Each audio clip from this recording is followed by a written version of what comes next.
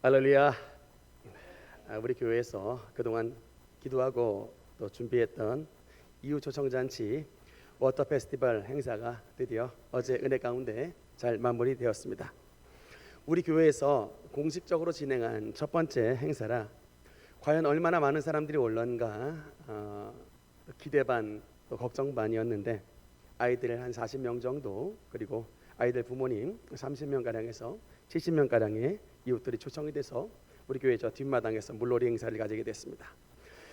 단순한 물놀이로만 끝난 게 아니라 우리가 이 제목을 붙였습니다. 영혼의 설레임. 그래서 이게 도대체 뭔가 했을 때 그 부스에 들어가면 설레임을 줘요. 아이스크림을. 근데 그냥 주는 건 아니고 복음을 들어야 줍니다. 그래서 복음을 들으면 영혼이 설레어진다 그래가지고 영혼의 설레임 부스를 마련해서 우리 초등학교 아이들에게 예수님에 대해서 소개를 하고 또 천국이 어떤 곳인가 복음을 전할 수 있는 그런 기회를 제공해 주었습니다. 몰랐는데 우리 교회 그 워터 페스티벌 행사에 참여했던 동네 그 어떤 아이 부모님이 인근 네이버 카페에 우리 교회 워터 페스티벌 행사 사진을 올렸습니다. 그런데 아이들 카페 그 맘 카페였던 것 같은데 조회수가 대략 2,000번 정도가 나왔어요. 그러니까 전도 용지 2,000장 뿌린 효과를 이번 워터 페스티벌 행사를 통해서 참 누리게 됐습니다. 그리고 또 감사하게 어제 참여하셨던 우리 아이들 학부모님도 오늘 교회에 오셨는데 우리 박수로 감사할까요? 잘하셨습니다. 네, 지금 한 5명 이상의 우리 초등부 아이들도 지금 같이 모여서 예배를 드리겠다고 합니다. 저는 이제 사실 여러모로 걱정도 했고 또 참 기대도 했는데 너무 이제 일비하지 않으려고 합니다. 무엇보다 우리가 이 워터 페스티벌을 준비하는 과정을 통해서 일단 우리 성도님들, 우리 교인들이 단합이 되고 서로 협력하면서 정말 하나님의 아름다운 공동체의 모습을 구현해 나가는 것을 보면서 정말 감사하다는 마음을 가지게 되었습니다. 우리 교회가 앞으로 하나님의 전도의 사명을 더욱더 잘 감당하는 교회가 될 수 있도록 여러분의 뜨거운 기도와 성원을 부탁드리겠습니다. 하나님의 은혜와 평강이 우리 말씀을 듣는 모든 성도 여러분께 함께 하시기를 주님 이름으로 축원합니다. 오늘은 수아시아 7교회에게 보낸 편지 마지막 시간입니다. 먼저 수아시아 7교회 명단 다시 한번 복습을 하도록 하겠습니다. 시작. 에베소, 서머나, 버가모, 두아디라, 사데, 빌라델비아, 라오디게아 7개 교회인데 약자로 뭐였죠? 에서, 버두, 사빌라 7개의 단어였습니다. 우리가 지난 시간에는 그 가운데 빌라델비아 교회에 대해서 말씀을 나눴는데 이 빌라델비아 교회는 우리 예수님께 칭찬만 들었던 교회였습니다. 적은 능력을 미크란이라고 하는 마이크로 눈에 보이지 않는 굉장히 적은 능력을 가진 연약한 교회였지만 그 적은 능력을 가지고 우리 주님 앞에 엄청난 수고의 헌신과 결단을 했던 그 교회가 바로 빌라델비아 교회였기 때문에 하나님께서 그 빌라델비아 교회에게 어떤 축복을 주셨냐? 열린 문의 축복을 주셨습니다. 문이 열린 것입니다. 은혜의 문이 열리고 축복의 문이 열리고 치유의 문이 열리고 전도의 문이 열리고 은사의 문이 열려 그 적은 교회였지만 하나님의 놀라운 축복과 은혜를 엄청나게 많이 체험했던 교회가 바로 빌라델비아 교회였다라고 하는 것입니다. 우리 모든 성도님도 정말 이 말씀을 다시 한번 기억하면서 연약한 우리의 재능을 주님 앞에 드림으로 열린 문의 축복을 받아 누리는 우리 모든 성도가 되시기를 주님 이름으로 축원합니다. 오늘은 이제 마지막 교회입니다. 라오디게아 교회에 대해서 말씀을 드리는데 한번 따라합시다. 라오디게아 교회. 네, 지도를 잠깐 보면요. 지난 시간에 나눴던 빌라델비아 6번째 지역에서 이제 동남쪽으로 떨어져 있는 지역이 바로 저 라오디게아인데 이 라오디게아 역시 몇 가지 중요한 특징을 가지고 있습니다. 일단 이 라오디게아가 그 중요한 이유가 그 중요한 특징 중에 하나가 뭐냐면 양모 산업이 발달된 곳입니다. 우리로 말하자면 밀라노 같이 패션의 도시예요. 그래서 굉장히 좋은 명품 옷을 입고 사는 사람들이 바로 라오디게아 지역의 사람이었고 두 번째 저 도시의 특징이 뭐냐면 두 번째 더 도시의 특징이 이제 여러분 그 혹시 홍콩 다녀오신 분 있어요? 홍콩. 우리 어르신들 옛날에 홍콩 간다라는 얘기를 자주 썼습니다. 워낙 잘 살았기 때문에 어디 좋은 곳 갔다 오면 홍콩 간다라는 얘기하는데 홍콩이라든지 뉴욕의 맨하탄이라든지 또는 네덜란드의 암스테르담이라든지 이런 이 도시의 특징이 뭐죠? 금융 허브죠. 금융 산업이 발달된 곳이었기 때문에 홍콩이 여러분 괜히 부자 도시가 아니라 금융이 엄청나게 발달된 곳이기 때문에 돈이 많은 곳입니다. 여러분 지금 우리가 했던 이 라오디게아 지역도 마찬가지로 굉장히 금융 산업이 발달되어 있기 때문에 돈이 어마어마하게 많은 곳입니다. 우리 지난 시간에 그 빌라델비아 그 설교 말씀을 드릴 때에 AD 17년에 소아시아 아나톨리아 반도 전체에 어마어마한 대지진이 나가지고 그 빌라델비아 지역을 비롯한 수많은 도시들이 와장창 무너져 버렸다라는 말씀을 드렸어요. 그런데 이제 이 소아시아는 당시에 로마의 식민지였기 때문에 지진이 나가지고 온 도시가 폐허가 되면 누가 도와주느냐? 로마의 중앙정부에서 지원을 해줬어요. 그래서 빌라델비아 도시도 재건해 주는데 대부분 다 중앙정부의 지원금을 받았습니다. 그런데 여러분 이 라오디게아 지역만큼은 얼마나 돈이 많았는지 중앙정부의 도시 재건 지원금을 거절했어요. 사양을 했습니다. 황제시여, 우리는 돈 지원 필요 없습니다. 우리 스스로 재건할 수 있습니다 라고 할 정도로 굉장한 물질에 관해서 프라이드가 있고 좀 돈의 가오가 있는 도시가 바로 이 라오디게아 지역이었습니다. 그런데다가 이 라오디게아 지역의 한 가지 더 중요한 특징이 뭐냐면요, 당시에 눈, 안약의 최고의 산지였어요. 그래서 소아시아 최고의 의과대학이 이 라오디게아 지역에 있었습니다. 그러니까 안과 의사 선생님들을 많이 공부시켰던 장소가 바로 이 라오디게아 지역이었다. 이 정도 말씀을 드립니다. 근데 한 가지 이렇게 좋은 점이 있지만 이 부유하고 이렇게 멋쟁이들이 다니며 또 안약의 산지로서 유명한 잘 먹고 잘 사는 지역 이 라오디게아에 중요한 약점이 있습니다. 지금 사진이 떴는데 이게 뭐냐면 바로 물이 별로 없어요. 물이. 이게 부자 동네인데 마실 물이 별로 없기 때문에 두 가지 지역에서 물을 공급을 해왔습니다. 제가 한글로 써놔드렸죠. 이 라오디게아 지역이 이렇게 있는데 저 북쪽에 히에라폴리스라고 하는 그 지역에서 뭐를 끌어왔냐면 저기가 바로 다음 사진에 보니까 여러분 히에라폴리스를 가면 저렇게 따뜻한 온천이 나옵니다. 저 히에라폴리스에서 대략 9km 정도 떨어진 지역인데 거기서부터 따뜻한 물을 공급을 받아요. 그다음 다시 전 화면으로 가면 그다음에 동쪽에 있는 골로세라고 하는 지역이 있는데 거기서부터 어떤 물을 받냐면 찬물을 공급받습니다. 그래서 히에라폴리에 뜨거운 물을 공급받는 온천수를 공급받아서 그것을 생활용수로 사용을 하고 그다음에 골로세로부터 찬물을 공급받아 그것은 식수로 사용하는 그 지역이 바로 라오디게아 지역인데 여러분 이게 처음 출발할 때는 따뜻한 물이 오고 골로새는 차가운 물이 가지만 이게 한 9km, 10km 지나가게 되면 그 온기와 냉기가 어떻게 돼요? 사라져버리죠. 그래서 결론은 뭐가 도착합니까? 미적지근한 물이 도착을 하는 거예요. 그런데다가 이 라오디게아 지역이 치명적인 약점이 있으니 석회질이 많아. 물에 석회질 동네. 그러니까 이게 물이 들어오면서 이게 석회질까지 같이 들어가서 그 미지근한 물을 마시는 사람들마다 이제 우리로 말하는 구토, 이 오바이트를 하는 일들이 많이 벌어지는 물에 상당한 약점이 있었던 지역이 바로 이 라오디게아 지역이었다. 여러분 이 정도로 배경을 이해하시면 되겠습니다. 이제 이런 라오디게아 지역에 생겨진 교회가 바로 어떤 교회다? 라오디게아 교회였는데 이 교회가 이제 주님으로부터 어떤 말씀을 들었는데 15절 말씀해 보니까 여러분 15절 16절 한번 같이 읽겠습니다. 시작. 내가 내 행위를 아노니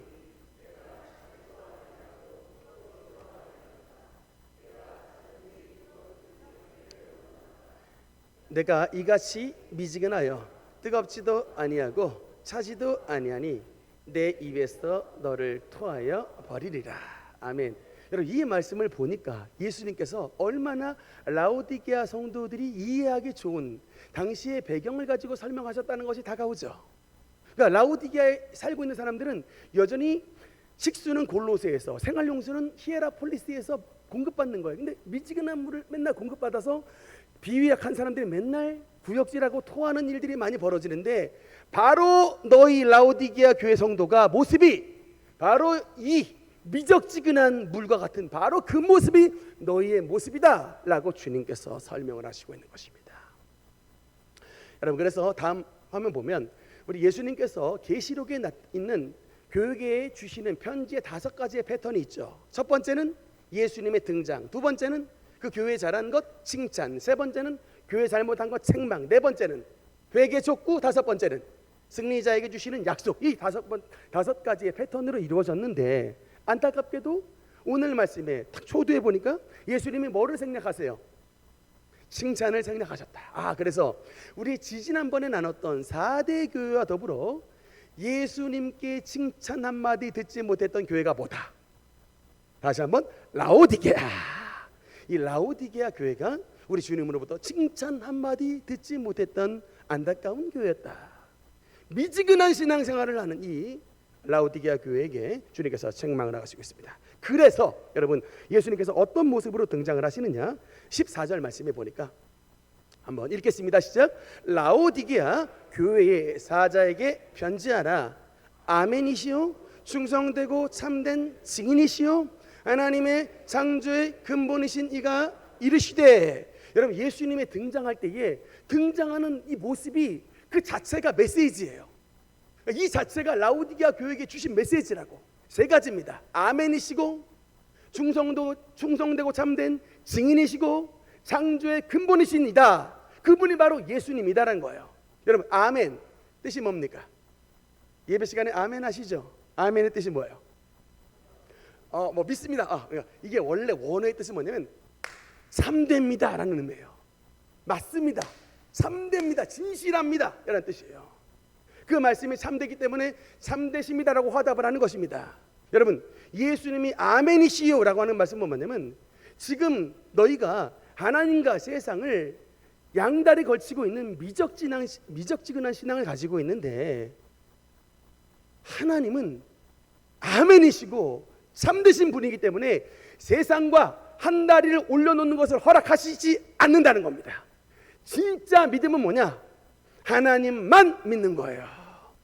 하나님도 믿는 게 아니라 하나님만 믿는 것입니다. 최근에 저 대만의 그 대만의 그 비전 트립을 다녀오셨던 분들의 얘기를 들었는데, 대만에 갔더니 전도가 굉장히 잘 되더래요. 예수님을 믿으라 그러니까 막 열심히 믿겠다고 받아들이더랍니다. 그래서 어떻게 이렇게 대만 사람들이 주님을 잘 받아들이는가 했더니, 그게 알고 보니까 그게 아니고, 대만은 다신교 국가이기 때문에 부처님을 믿는데 거기다 플러스 예수님도 믿겠다 하나 얹는 거예요. 그러니까 말하자면, 이게 거실에는 부처님 놔두고요, 저 식탁에는 마리아상 놔두고요, 안방에는 예수님 십자가 걸어놓는 이런 사람들이 대만 사람들이더랍니다. 그러니까 이거를 주님께서 허용하시지 않는 거예요. 아멘. 예수님은 아멘. 예수님만이 참 진리, 예수님만이 구원자, 예수님만이 천국의 길, 이렇게 믿는 사람이 여러분 하나님께서 기뻐하시는 신앙이라는 거예요. 그래서 두 번째, 여러분, 충성되고 참된 증인이다. 여러분, 이 증인이라는 단어는 같은 뜻이 뭐냐? 마르터, 순교자예요. 여러분, 초대교회 증인들은 전부 다 순교했습니다. 예수님이 나의 주님이십니다라고 고백하는 순간 콜로세움에 사자밥으로 떨어지는 거예요. Jesus is my king, Jesus is my Lord 라고 여러분 신앙 고백하는 순간, 우리는 그냥 교회 안으로 들어오는 어서 오세요 하지만 초대교회는 사자밥이 되는 거예요. 여러분, 그럼에도 불구하고 예수님을 믿는 신앙 고백하시겠습니까? 이게 초대교회 신앙이라니까요. 이렇게 믿어서 다신교 국가, 불신 국가, 우상 국가 로마를 하나님의 나라로 뒤집어 버렸어요. 하나님을 믿는 기독교 국가로 만들었던 것입니다. 그렇게 신앙을 지켰던 분들이 초대교회 신앙인들이었는데, 어쨌든 이 라오디게아 교회 주님께서 나타나셨던 것은 십자가에 하나님의 사랑을 증거하시기까지 순교하셨던 예수 그리스도, 충성되고 참된 증인, 그 다음에 창조의 근본이신, 우리가 여러분 세상에서 하나님과 세상을 양다리를 걸치는 일들이 많은데 왜 하나님을 믿는 저와 여러분이 한 다리를 세상에 걸칠까요? 왜 여러분 세상에 나가면 우리가 예수님을 믿는 집사입니다라고 말하지 못하고 따라주는 술 넙죽받아 먹고 어느 크리스천인 것을 이렇게 익명 처리하고, 여러분만 그런 게 아니라 길거리 지나가다가 누가 목사님 하고 저 부르면 가슴이 뜨끔해요. 예전에 우리 중고등부 시절에 우리 부목사님하고 가끔 당구장 갈 때가 있는데 그 목사님 당구를 잘 치셨어요. 목사님 이러면 목사님이 사장님 나이 자수로 네, 우리가 세상에 나가면서 우리 기독교인이라고 하는 명찰을 달고 살기가 쉽지가 않습니다. 여러분 왜 그렇죠? 우리가 기독교인인 것을 드러내는 순간 그것으로 인한 대가 지불이 너무나도 많은 거예요. 화를 내고 싶은 순간 화도 못 내고, 뭔가 이게 내 꾀를 발휘하고 싶은 순간 꾀도 못 쓰고, 뭔가 약점이 잡히는 것 같은 마음이 들기 때문에 여러분 우리가 때때로는 주님을 믿는 성도고 직분을 우리가 감춥니다. 그러다가 이제 어쩌다가 그냥 뭐 슬쩍 뭐 교회 다닌다 이게 귀한 말로 말할 수 있지만 이게 딱 오픈을 하지 못해요. 그런데 여러분 주님께서 딱 우리에게 말씀하시는 거냐면 내가 예수 그리스도가 창조의 근본이시기 때문에 그분을 믿으라는 거예요. 그 어떤 세상 사람도 해결할 수 없는, 답을 줄 수 없는 그것을 우리 주님께서 답을 주실 수 있답니다. 왜? 온 천지 만물을 지으신 주인이 우리 예수님이시기 때문에 그것을 믿으라는 거예요. 그런데 안타깝게도 라오디게아 성도가 주님을 아멘 신실하게 믿지 못하고 예수님을 나의 주인으로 시인하지도 못하고 창조의 근본이신 예수 그리스도를 온전하게 믿지 못하는 안타까운 신앙에 빠져 있다는 것입니다. 왜 그런 일들이 벌어지게 되었느냐? 17절의 말씀에 주님의 진단이 나옵니다. 여러분 17절 한번 읽겠습니다. 시작. 내가 말하기를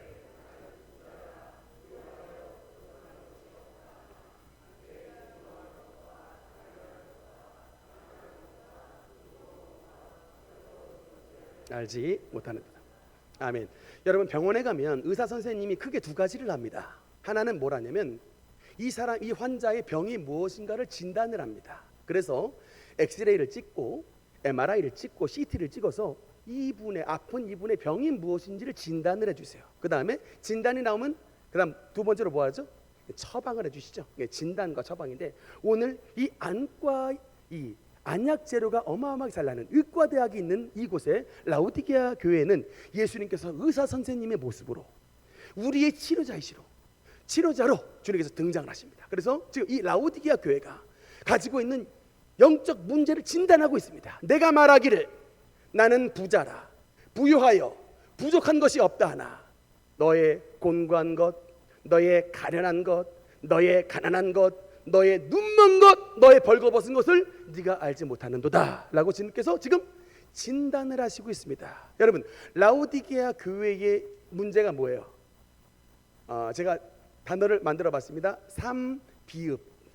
그러니까 영어가 아닌 비읍이잖아요. 세 가지 비읍. 자신을 부유하고 부자고 부족함 없는 세 가지 비읍 상태다라고 알고 있는, 그러나 예수님의 영적인 눈으로 봤을 때는 너희들은 곤고하고 가련하고 벌거벗었고 눈멀었고 가난한 그런 상태에 빠져 있다는 것을 주님께서 진단하시고 있습니다. 실제로 라오디게아 교회 성도들은 부자였어요. 명품 옷, 명품 백을 들고 교회에 들어오지 않은 성도가 없을 정도로 어마어마한 부자 사람들이 들어왔습니다. 그리고 여러분 라오디게아 지역의 중요한 특징이 뭐냐면요, 고난과 핍박이 없어. 왜냐하면 아까 말씀드렸죠, 황제의 지원을 안 받았기 때문에 황제 숭배에 대한 강요가 별로 없는 자리예요. 그래서 그냥 그렇게 예수님을 믿는다는 이유 때문에 박해받는 일이 없는데, 여러분 생각에 고난이 없고 박해가 없으면 신앙생활 잘할 것 같죠?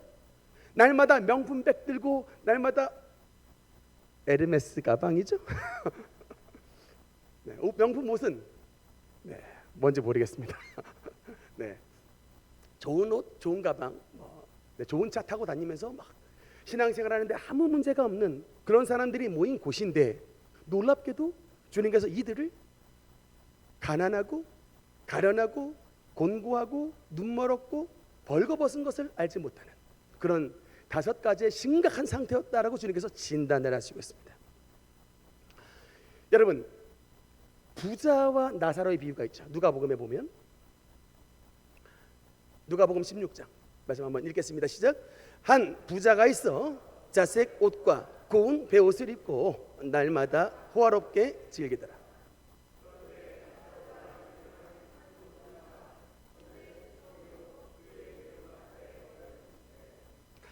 성경에 보면 부자와 나사로의 이제 비유에 대한 말씀이 나오는데, 사람들 가운데서도 이 말씀을 잘못 오해해서 부자 자체를 죄악시 취급을 하는 분들이 있습니다.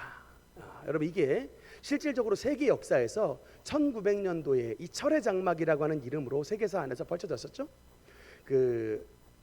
칼 마르크스의 자본론을 필두로 해서 그 사상을 받아들였던 이게 소련에서 소비에트가 출발하게 됐고, 이제 러시아 혁명이 일어나서 처음으로 사회주의 국가가 발생을 하게 됐는데, 간단합니다. 이 부자가 부는 곧 죄악이라는 거예요. 그래서 이 프로레타리아 혁명을 정당화하고 돈이 많이 있었던 부르주아들을 때려잡는 것이 바로 이제 저들의 일이었습니다.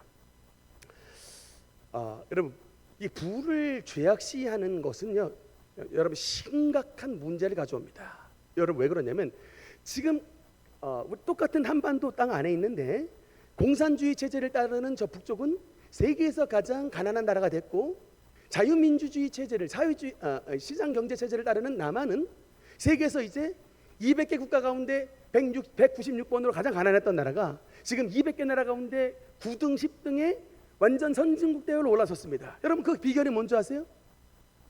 이 부를 어떻게 받아들이냐의 차이예요. 우리 이 시장 경제 체제, 자유민주주의는 경쟁 체제입니다. 그래서 열심히 일해야, 열심히 노동을 해야 벌어먹고 살 수가 있어요. 탈북자들이 대한민국 땅에다 이제 탈북해서 넘어왔을 때에 가장 놀라는 게 뭐냐면 이 배급을 안 준다는 거예요. 걔네는 이게 항상 내가 열심히 10시간 일하든 5시간 일하든 1시간 일하든 나오는 배급이 똑같아. 여러분, 내가 10시간 일하든 1시간 일하든 나오는 배급이 똑같으면 여러분 가운데 누가 열심히 일하겠습니까? 그러니까 안 하는 거예요. 너도 나도 다 가난해져. 그러니까 우리가 똑같이 잘 살자라고 출발을 했는데 똑같이는 맞는데 잘 살자가 안 되는 거야. 똑같이 못 살아줘요. 이게 동기부여가 안 되니까.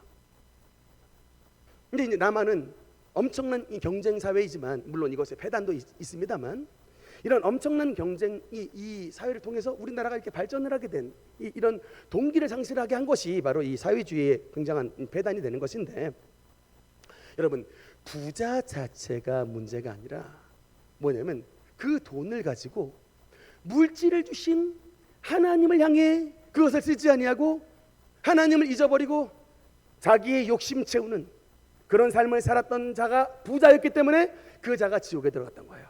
여러분, 근데 나사로는 20절 말씀해 보니까 이 나사로라고 하는 인물이 왜 참 중요한 인물인가 봤더니, 사실은 이 힌트를 좀 찾기가 어려운데 예수님의 수많은 비유 가운데에 나사로라고 하는 이름, 실명을 거론한 사람은 딱 이 나사로 한 명밖에 없더라고요. 다른 모든 것은 다 익명처리예요. 뭐 탕자 이름 안 나옵니다. 씨 뿌리는 사람 이름 안 나와요.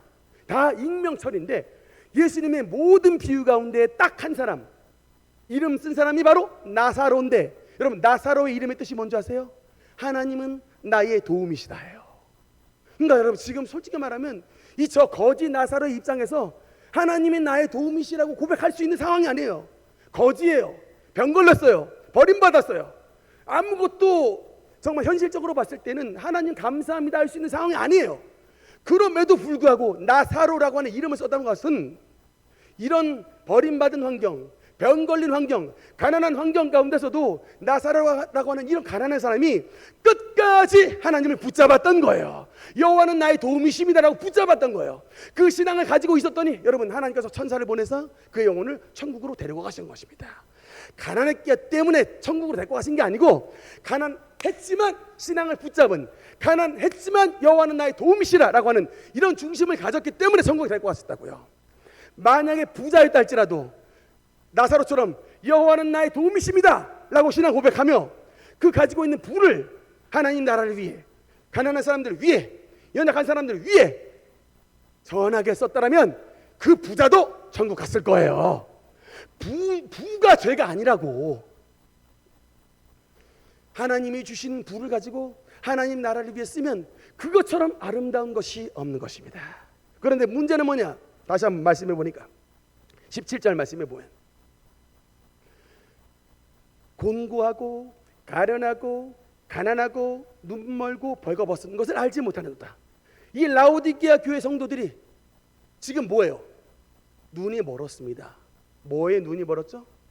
세상에 눈이 멀어서 복음은 하나도 보지 못하고 천국 가는 눈이 가려지고 예수님을 보는 눈도 가려지고 신앙의 가치 눈도 가려져서 그냥 교회는 나오는데 우리의 눈이 밤마다 세상만 바라보는 거예요.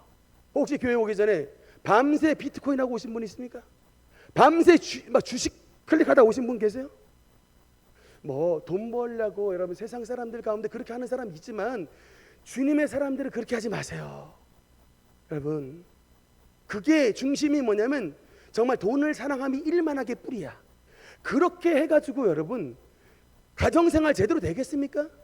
그렇게 해가지고 직장생활 제대로 할 수 있겠어요? 그렇게 속히 벌어가지고 여러분 한탕 쳐가지고 뭘 하겠습니까? 이게 주님께서 버시는 방법이 아니라니까요. 속히 부하고자 하는 것에서 여러분 죄가 시작된다니까요. 하나님의 사람은 정상적으로 걸어가는, 정상적으로 하나님의 사람은 정도로 걸어가는 것입니다. 네, 이런 라오디게아 교회 성도들이 교회는 와 있지만 그냥 하나님의 약속 눈에 벌어버리고 세상만 계속 바라보는, 그러니까 벌거벗었어요. 여러분 이 벌거벗었다는 게 뭡니까? 주님께서 보시기에 옷을 안 입고 왔네? 옷을 안 입고 왔어요. 벌거벗었다는 말이 뭡니까? 수치의 상태로 들어온 거예요. 그러니까 여러분 아무리 여러분 명품 백을 들건 명품 옷을 입고 오시던 간에 주님께서 여러분 세상 죄 잔뜩 묻고 오시면 여러분을 벌거벗었다라고 말씀하세요. 수치 있는 사람으로 보세요. 그렇기 때문에 이 라오디게아 교회 성도들은 너무나도 눈이 멀어서 세상에 나가 양다리 걸치며 교회선 집사지만 나가선 잡사 생활을 하지만 전혀 부끄러움을 모르는 영적인 맹인 상태, 영적인 벌거벗음의 상태로 머물러 있었다. 그래서 이제 그 다음에 보니까 주님의 처방이 나옵니다. 이제 아까 진단을 내렸으니까 주님의 처방전 18절, 주님의 처방전 18절 말씀 한번 같이 읽겠습니다. 시작. 내가 너를 권하노니 내게서 불로 연단한 금을 사서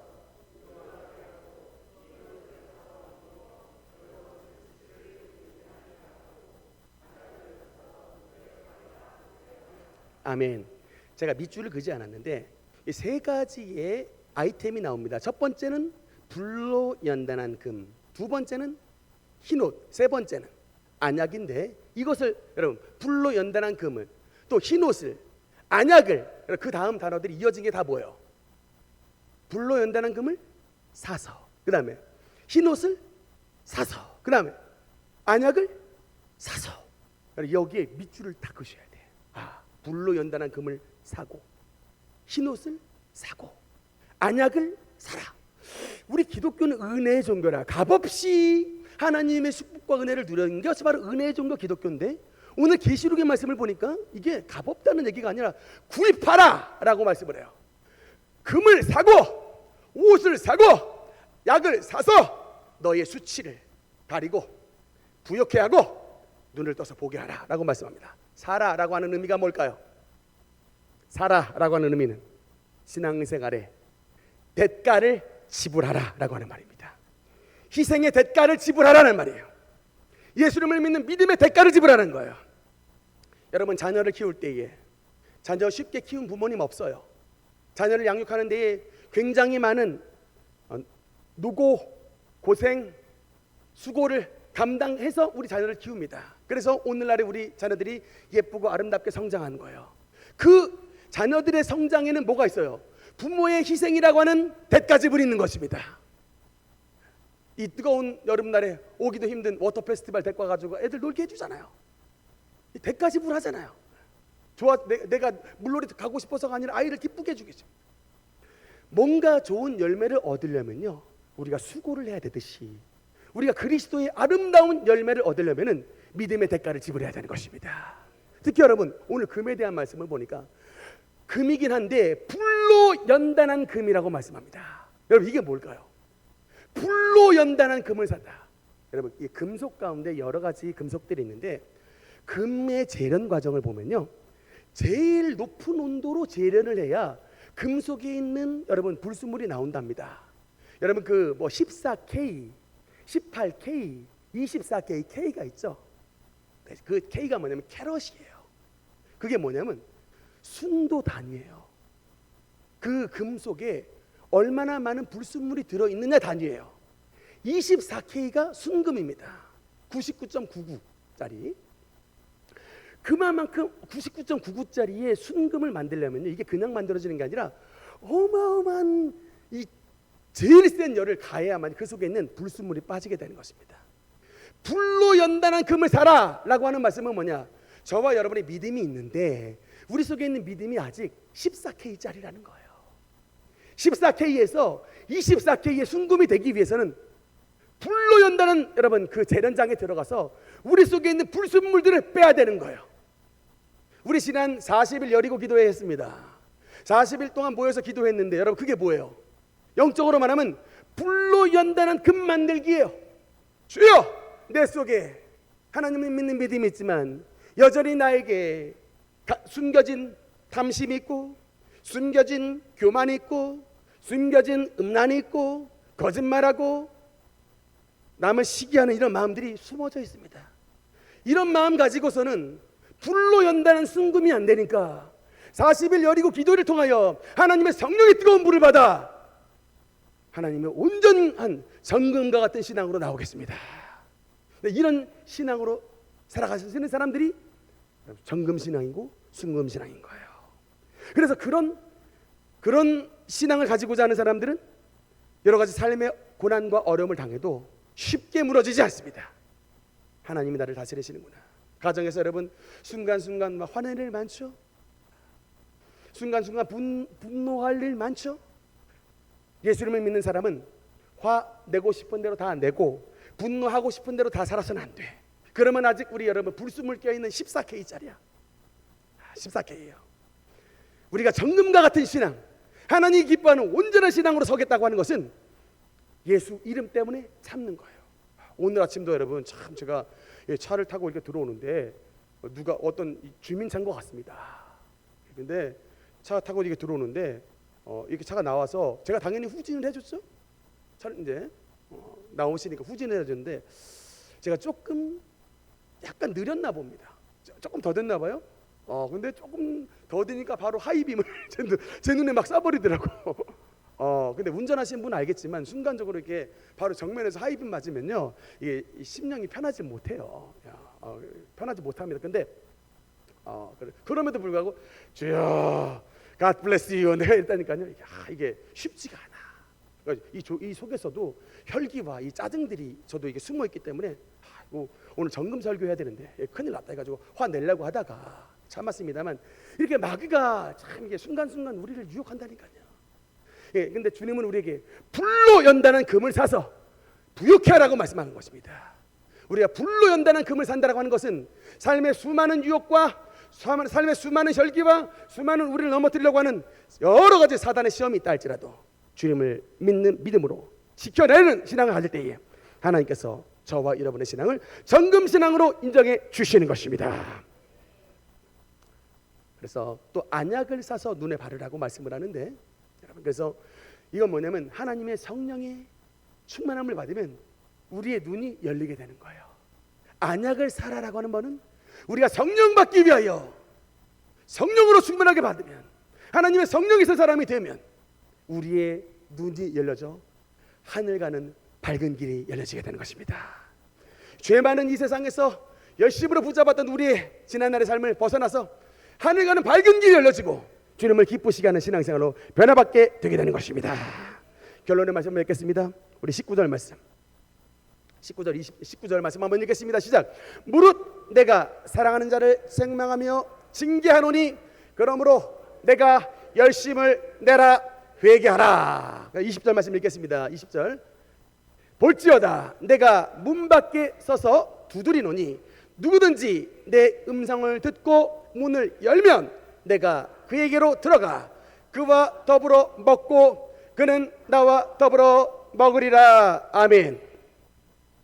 우리 하나님의 징계를 받을 때에, 하나님의 책망을 받을 때에 여러분 주님께서 뭐라고 말씀하시는지 19절 말씀을 보니까 무릇 내가 사랑하는 자를 책망한다.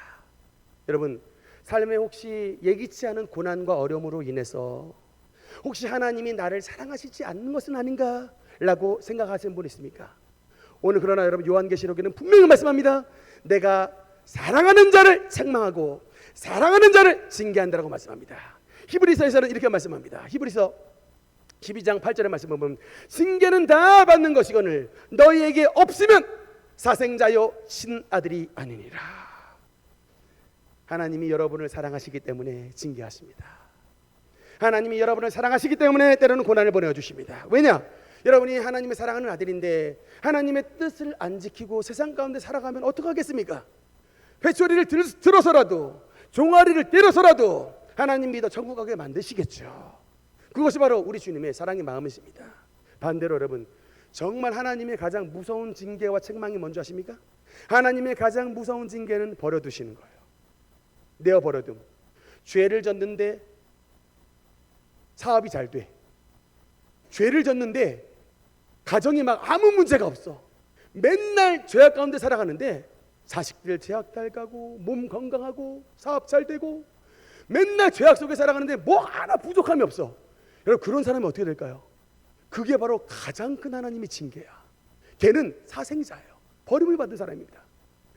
그래서 하나님이 사랑하신 자를 때리신다고요. 물질을 날려서라도 몸에 질병을 보내서라도 가정을 깨뜨리시더라도 자식들 속삭여서라도 그런 가난과 여러분 뭐 여러 가지 질병과 사업의 어려움을 통하여 하나님 붙잡게 만들어 주셔서 결국 천국 가게 만들어 주시는 것이 하나님의 여러분 진정한 사랑인 것입니다. 그렇기 때문에 여러분에게 고난과 징계를 보내주시지만 여러분을 사랑하시심이 아니요, 여러분을 사랑하지 않으심이 아니요, 여러분을 사랑하사 여러분을 하나님의 천국 백성으로 만드시기 위해 주님께서 은혜를 베풀어 주시는 것입니다. 20절 말씀에 보면 내가 문 밖에 서서 두드린다라고 말씀합니다. 내 음성을 듣고 문을 열면 이라고 말씀하죠. 여러분 하나님은 하나님의 노크가 뭐예요? 주님께서 여러분의 마음을 노크하시는 노크가 뭡니까? 그 노크가 여러분 하나님의 음성을 들려주신대요. 하나님의 음성을 들려주시는 가장 가까운 곳이 어디입니까? 바로 주일날 하나님 강대상입니다. 이 강대상의 말씀을 통하여 예수님께서 지금 여러분의 마음에 음성을 들려주시는 거예요. 여러분의 마음의 문을 두드려 주시는 것입니다. 회개를 촉구하는 것입니다. 세상에 뛴 발을 띄어서 하나님을 디디라고 말씀하시는 것입니다. 그래서 주님의 음성을 듣고 문을 열면 주님께서 뭘 하시겠다? 그는 나와 더불어 먹고 나는 그와 더불어 먹으리라. 여러분 이 먹는다란 말은 단순하게 음식 식사 한 끼 한다는 의미가 아니에요. 유대인들은요 중요한 철칙이 있습니다. 반드시 자기의 백성들과 함께 식사를 해요. 즉 반대로 말하면 오늘날도 마찬가지입니다. 절대로 이방인하고는 식사 안 해요. 유대인들은 목에 칼이 들어와도 이방인들, 유대인 말고 이방인하고는 밥을 안 먹어요. 근데 여러분 예수님이 유대인이십니다. 근데 여러분 예수님이 식사를 같이 해주시겠대요. 그는 나와 더불어 먹고 나는 그와 더불어 함께 식사를 한다란 말이다. 여러분 이게 무슨 말일까요? 전에 죄에 빠져서 멀리 멀어졌던 이방인이었던 저와 여러분을 예수님을 받아들이는 자에게 주님께서 주님의 가족으로 받아들이시겠다. 하나님의 백성으로 받아들이시겠다. 너희는 택하신 족속이요 왕같은 제사장이요 거룩한 나라요 주님의 소유된 백성으로 인정해 주시겠다. 여러분 예수님을 받아들이면 여러분 로얄 패밀리가 되는 것입니다. 그래서 주님께서 어떤 은혜를 베풀어 주시느냐 21절 말씀을 보니까 21절 같이 읽겠습니다. 시작. 이기는 그에게는 내가 내 보좌에 함께 앉게 하여 주기를 내가 이기고 아버지의 보좌에 함께 앉은 것 같이 하리라. 아멘. 여러분, 이기는 자는 주님께서 어떤 축복을 주신대요? 마지막 생명의 약속입니다. 주님의 보좌에 앉는다. 여러분, 이게 앉는다라는 단어가 매우 중요해요. 종들은 앉을까 못 앉을까? 못 앉아요. 종들은 뭐예요? 옆에 서 있어요. 그래서 천사들은 항상 서서 있습니다. 왜냐하면 천사들은 주님의 종들이기 때문에 천사는 항상 서서 있어요. 그런데 여러분, 천국 가는 저와 여러분은 주님의 보좌에 서 있는 게 아니라 주님의 보좌에 함께 앉는, 이게 뭘까요? 신랑 대신 예수 그리스도의 신부, 왕후의 자리에 앉는, 왕의 황후가 되는, 예수 그리스도의 신부가 되는 그런 축복을 저와 여러분에게 허락해 주신다는 것입니다. 이 땅에서는 힘들게 살아가고 은혜가 뭔지 축복이 뭔지 괴로움 속에 살아가는 사람이 있다 할지라도 여러분, 이기는 그에게는 세상과 작하지 아니하고 물질과 작하지 아니하고 물질의 영혼을 팔지 아니하고 끝까지 신앙을 지키는 신앙을 끝까지 지키는 그에게는 주님께서 반드시 그 영혼을 마지막 날에 하나님 나라에 이끌어 주시는데, 그 천국에 이끌어 가시는 것뿐만 아니라 예수 그리스도의 황후의 자리에, 왕비의 자리에 앉게하여 주님과 함께 통치하며 주님과 함께 왕노릇할 수 있는 하나님의 은혜의 반열에 우리를 동참시켜 주신다고 하는 것입니다. 여러분, 이기는 아무나 그 자리에 앉는 것이 아니라 이기는 자에게 주님의 보좌를 약속해 주셨습니다. 오늘 예배를 마치고 세상에 나가면 다시금 마귀는 우리를 시험합니다. 마귀는 우리를 지는 자로 만듭니다. 우리를 타협하는 자로 만듭니다. 우리를 패배하는 자로 만듭니다. 우리를 엎어진 자로 만듭니다. 우리를 교회를 떠난 자로 만들기 위해서 애를 씁니다. 우리 가정을 초토화시켜서 하나님 말씀을 믿지 않는 세상의 아들 딸내미로 만들기 위하여 여러분 지금 계속 마귀는 작업을 하고 있는 거예요. 그런데 여러분, 하나님은 그래서 맨 마지막 말씀에 22절에 보면 주님께서 뭐라고 말씀하시냐, 귀 있는 자는 성령이 교회들에게 하시는 말씀을 들을지어다. 이것은 단순하게 라오디게아 교회에게만 하시는 것이 아니라 귀 있는 저와 여러분에게, 귀 있는 우리 모든 성도님들이 앉아있는 능력 교회에게 주신 하나님의 말씀인 것입니다. 이기는 자가 되어야 주님의 보좌에 앉는 것입니다. 이기는 자가 되어야 주님의 신부가 되게 되는 것입니다. 오늘 말씀을 통하여 하나님의 새로운 힘이 우리에게 부어지심으로 말미암아 우리의 지난날에 패배하고 쓰러진 삶을 살아갔지만 우리 하나님의 놀라우신 능력을 힘입어 이제부터는 하나님의 기쁨이 되며 성령 충만하여 주님 앞에 섰을 때에 잘했다 칭찬을 받으며 주님의 영광의 보좌에 함께 앉는 우리 모든 복된 성도가 되시기를 주님의 이름으로 축원합니다. 기도하시겠습니다.